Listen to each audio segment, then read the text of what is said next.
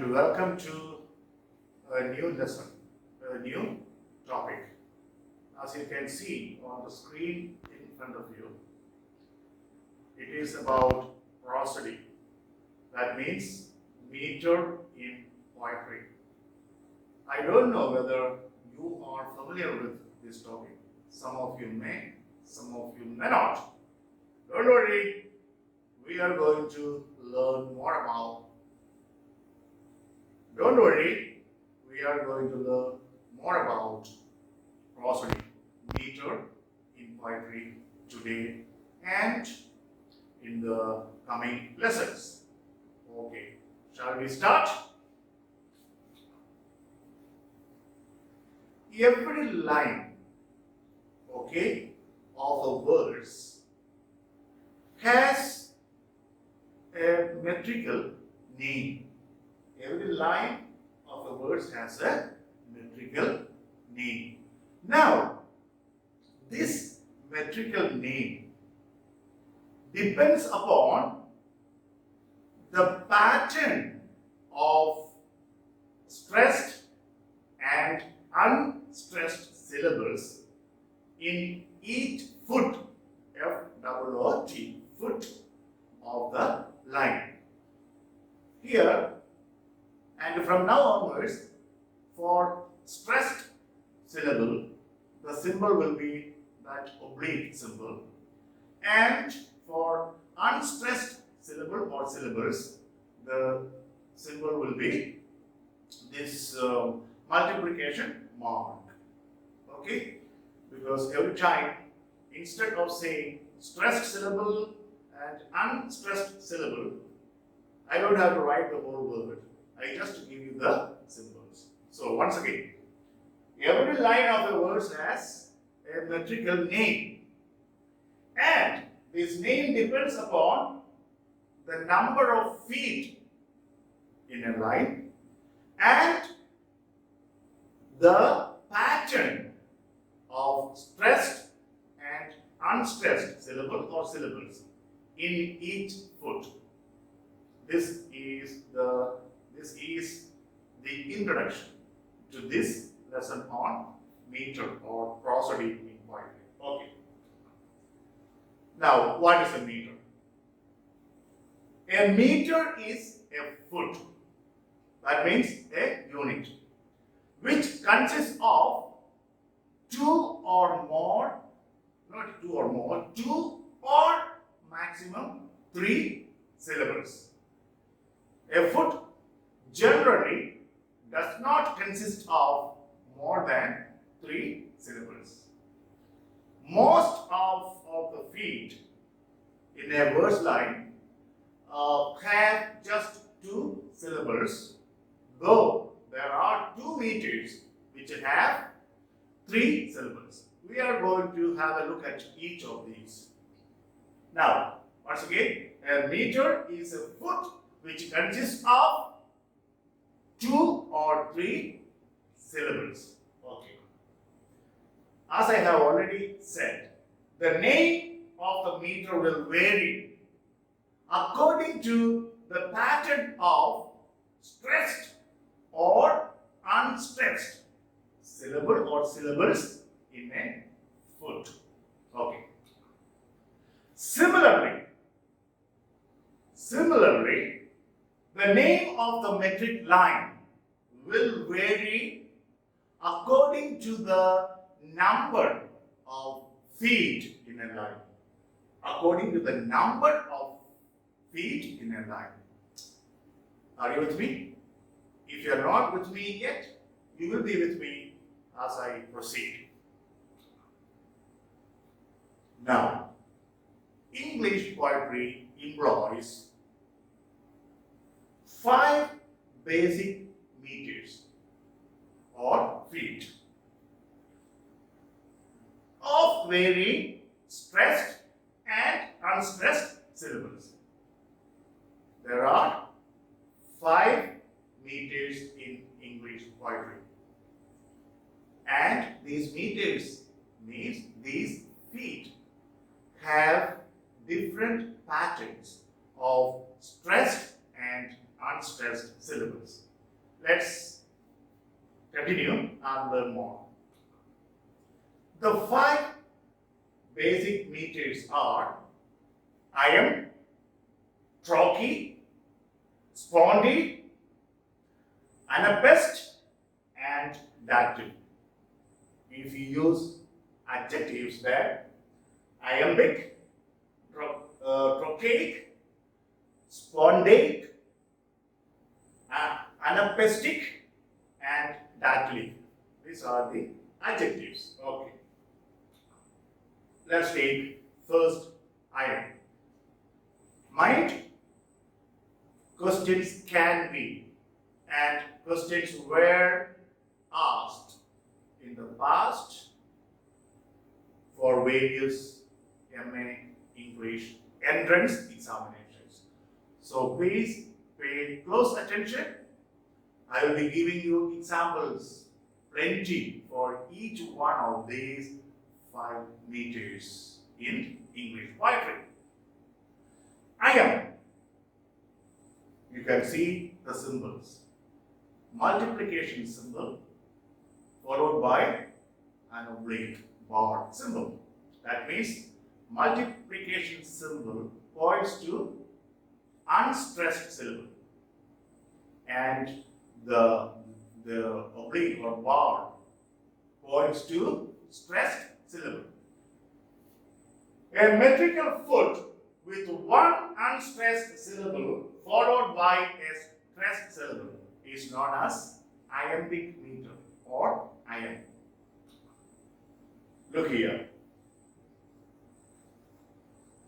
That time of year thou mayst in me behold. The words in red. The words in red are stressed syllables, and the words in black are unstressed syllables. Stressed means longer, louder. Unstressed means shorter, and we just say it. We don't say it loud. That time of year thou mayst in me behold. Now, the first foot, that time. How many syllables are there? 2 syllables. First one unstressed. Second one stressed. The pattern continues throughout the line. So, how many feet are there? 1, 2, 3, 4, 5. Pentameter. So, this line has 5 feet. So, pentameter. What pentameter? What is the stress pattern?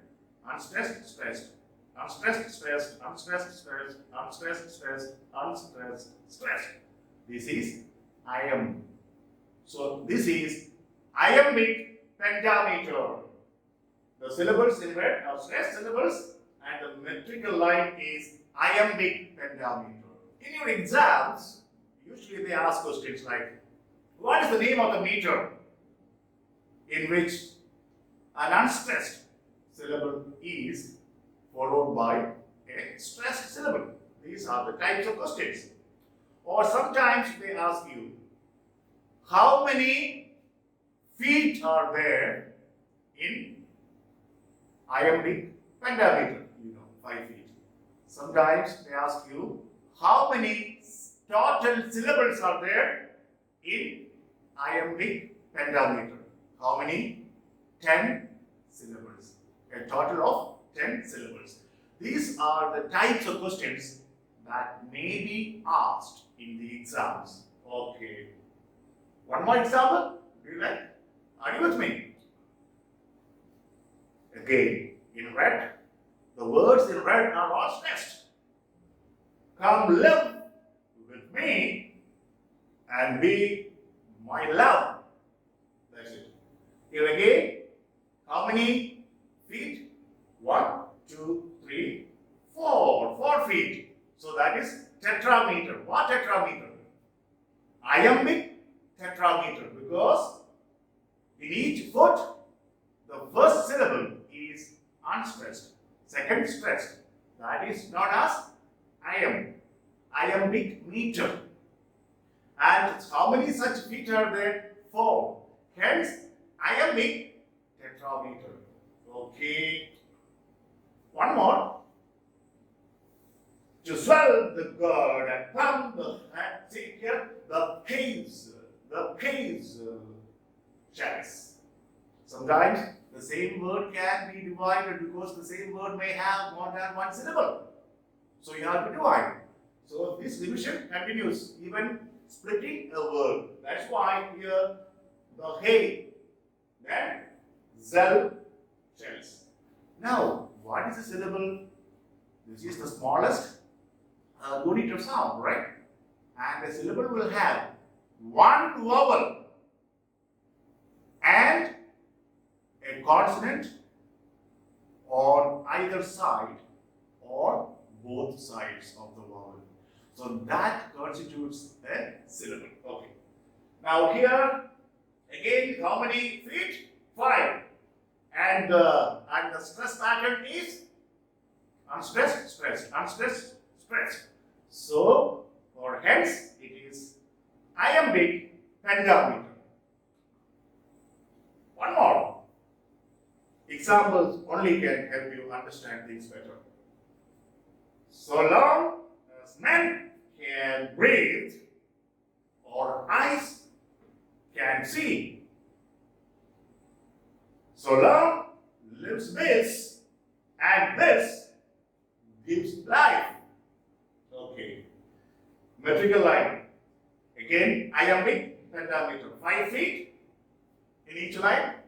And the stress pattern, unstressed, stressed, unstressed, stressed. Is this clear? I'm sure it is clear. If not, you pause your video and read again and again, listen again and again, and take down notes. This line is taken from William Shakespeare's famous sonnet 18. Okay, let's now look at trochee. Trochee. Adjective is trochaic. Trochaic. Now, this is just the opposite of iamb. The first syllable is stressed, and the second syllable is unstressed. In iamb, the first was unstressed, second was stressed. Here it is again. The first one is stressed, second one is unstressed. A metrical foot with one stressed syllable followed by an unstressed syllable. It's very easy to remember. Let's look at an example. Tell me, not in mournful numbers. Here 1, 2, 3, 4 feet. And the stress pattern is, stressed, unstressed, stressed, unstressed, stressed, unstressed. 4 feet, so it is tetra. The meter is trochaic tetrameter. This is the name, this is the metrical line of, this is the name of the line. The metrical line. The name of the metrical line is trochaic tetrameter. Is that clear? One more example. Why so pale and wan, font lower? See, lover, because lower is split into two. 2 syllables are there. Lover. Okay. Continue. I have wanted, or rather, I want this line, a single line, to be short so that you understand it better. If 2 lines are made, then you may get confused with the feet. How many feet are there? 1, 2, 3, 4, 5, 6. So, hexameter. Let's have a look now. Again, this is trochaic. Why? The the first syllable is stressed. Casting down their golden crowns round the glassy sea. No, I may not be doing that because I am not a poet. You may be able to do much better than I do. Okay. Metrical line, trocade, hexameter. Now, third one, spondy, or it is known as spontate. Adjective, spontate. Noun is spondy. See the symbols there? It means two stressed syllables. It is a metrical foot with two successive stressed syllables. Sunset, single words. Toothache, browbeat, handshake, rainstorm. Now let us look at words like this is from G.M. Hopkins' famous poem, Hide Beauty. Have you heard about it? Glory be to God for double things. Both of the syllables are stressed in each foot. This is known as spondy or spontate. How many feet? 4. So, spontate tetrameter. Very easy. Is it not? This is from Lord Tennyson's famous poem, Break. Okay. Break. On thy, not stressed. Cold grey stones, O sea. This is a famous example of spondy.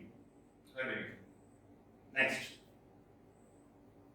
By the shining big sea water. Here see, by the shining big sea water. The last one, the last foot is croaking. Why? First syllable, wa, stressed. Third is unstressed. So, it is not always necessary that all the feet in a line must have the same meter. Sometimes, if there are 5 or 6 feet, 4 feet may follow same pattern. Means 4 feet may be the same meter. But fifth one can vary. That's okay. Next one. All the air was full of freshness. Again, the last foot is croaky. How many feet there? 1, 2, 3, 4. Now, so far we have seen 3 meters. I am unstressed, stressed. Croaky, stressed, unstressed. Spondy, stressed, stressed. And these 3 are meters or feet which have only 2 syllables. These are the 3 meters with 2 syllables in each foot. Now we are going to look at 2 more meters where there will be 3 syllables. And what would be the stress pattern? Anapest. See the symbols?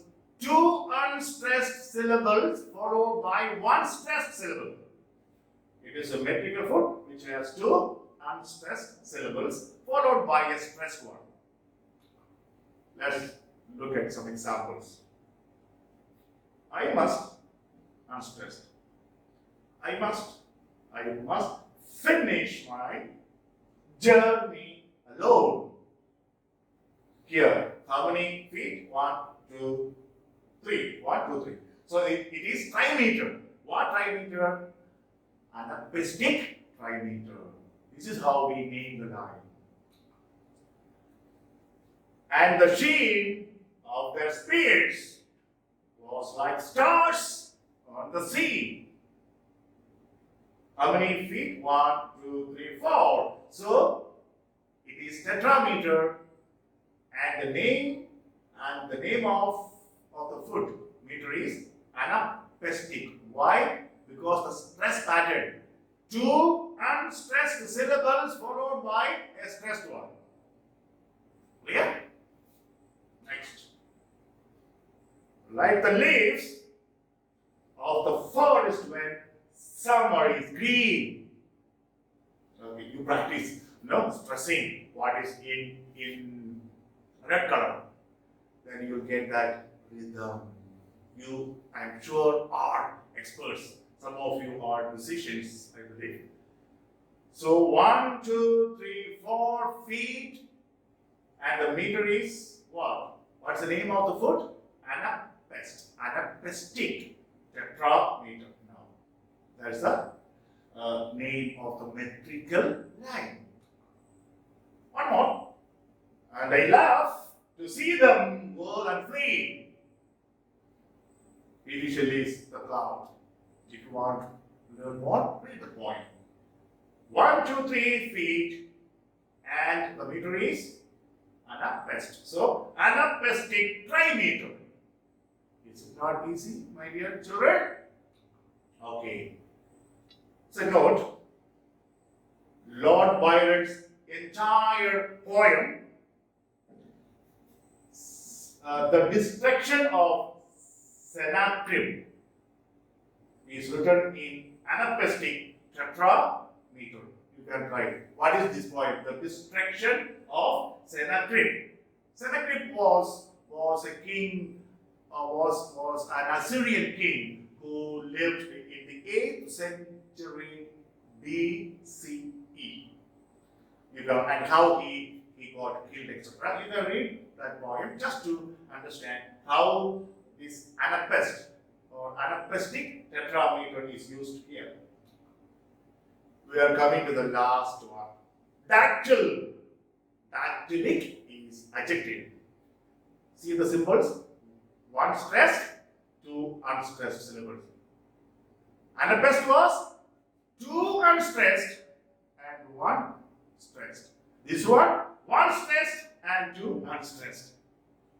A dactylic foot has 1 stressed syllable followed by 2 unstressed syllables. Examples. Half stressed, half a leaf, half a leaf. Okay. This is from Lord Tennyson's The Charge of the Light Brigade. What is the name of the metrical line? Dactylic plus 3 feet. So, trimeter. This is from Browning's famous poem, The Lost Leader. Who is the lost leader here? William Wordsworth. Okay. Now, why he was a lost leader, I will tell you when we survey the romantic poets as part of our survey of the history of English literature. Okay. Now, this is first is stressed. That is read. Just for it. Handful of silver he left us. Now, the last one is trochee. Why? Stressed followed by unstressed. The last foot is trochee. The remaining 1, 2, 3 are dactylic. So, here 3 dactyls are followed by a trochee. This is allowed. This is allowed. Poets do all these things, or they use and mix these meters in order to create, sometimes musicality, sometimes, or sense of rhythm, or sometimes to communicate the meaning with more emotion, etc. Okay? Note. The metrical, I have already said this, the metrical line of the poem is determined. It's a repetition. The metrical line. The metrical line of a poem is determined by the number of feet used in each line plus the pattern of stressed and unstressed syllables in the foot. I already explained that. We have seen the example. Now, this one you know. Names of meters according to the number of feet in a line of point. Let's look. A line of 1 foot is a monometer. A line of 2 feet is a diameter. A line of 3 feet is trimeter. A line of 4 feet is tetrameter. Line of 5 feet is pentameter, very famous and popular in English poetry. Okay? William Shakespeare has used it abundantly.